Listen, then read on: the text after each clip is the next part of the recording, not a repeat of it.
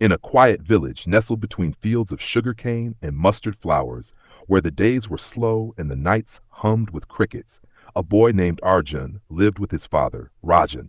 They had very little, a tin-roofed house, two cots, a patch of land, and a dusty scooter. But Arjun never felt poor. His father's stories were worth more than gold. Every night, when the sky turned ink blue and the stars peeked through the smoke of cooking fires, Rajan would sit on their rooftop with Arjun and talk about the sky. "Do you see that star?" he'd ask, pointing with his calloused finger.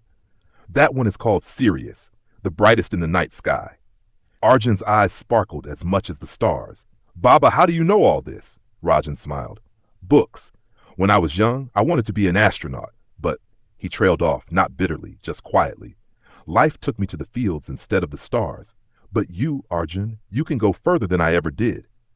Arjun didn't fully understand at the time. He was only 8, but he saw something sacred in his father's eyes, a dream not dead, just sleeping. Rajan worked harder than most. He plowed, planted, harvested. Yet every evening, no matter how tired he was, he'd find time to teach Arjun math, science, and English under the yellow glow of a lantern. He built a telescope from broken lenses and pipes. He carved models of the solar system from leftover wood. The village folks laughed. "A farmer teaching space science?" But Rajan ignored them. His heart was too full of stars to care. Time passed like river water. Arjun grew older, wiser. His marks in school were always at the top. Teachers began to notice. One even said, "Your boy will make the village proud one day, Rajan." Rajan beamed. But dreams, like the sky, are not always kind. One monsoon, the rains came too early. The fields flooded, the crops died, debts grew like weeds. Rajan tried everything. He sold their cow, mortgaged the land, even gave up the little gold Arjun's mother had left behind before she passed. But the burden was too much. One day, Arjun came home from school and found the house silent. His father wasn't in the field, not in the kitchen, not on the roof. He found him in the small backyard, sitting beneath the neem tree, holding a letter. "I've been called to the city," Rajan said softly. "There's a job at a warehouse, loading and unloading. It's not much, but the pay is better. I'll send money back. You focus on studies." Arjun didn't want his father to go, but Rajan knelt beside him and whispered, "This is for the moon, Arjun. Every sacrifice, every step is for the dream, ours." Then he left. The days that followed were harder. Arjun studied alone by candlelight. He cooked his own food, washed his clothes, and walked 5 kilometers to school, but he never missed a day. At night he'd climb to the rooftop, stare at the stars, and imagine his father beneath the same sky in the city. Letters came. Crumpled, tea-stained letters filled with encouragement, money orders, and always one line at the end: "Keep aiming higher." Years passed. Arjun finished school, then college on a scholarship. He got selected for an engineering course in aerospace.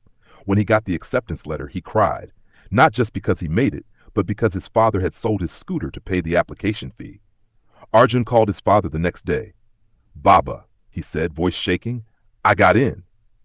The line was quiet for a moment.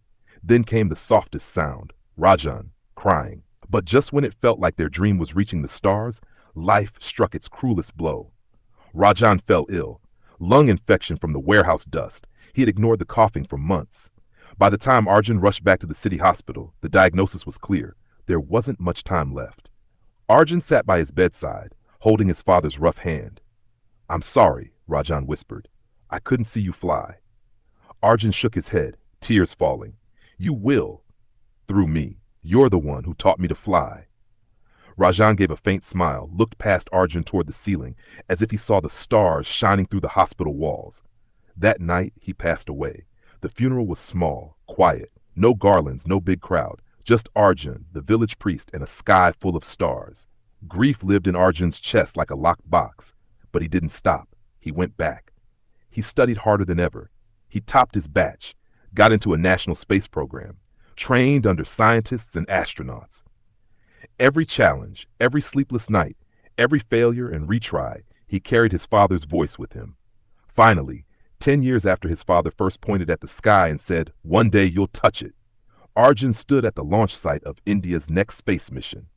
The nation watched as the rocket thundered into the sky, carrying with it satellites, research tools, and one small photograph taped inside a notebook.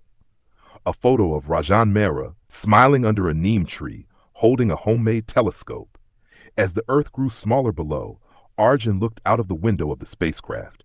The stars shone brighter than ever, and in that endless silence he whispered, "We made it, Baba. We're here."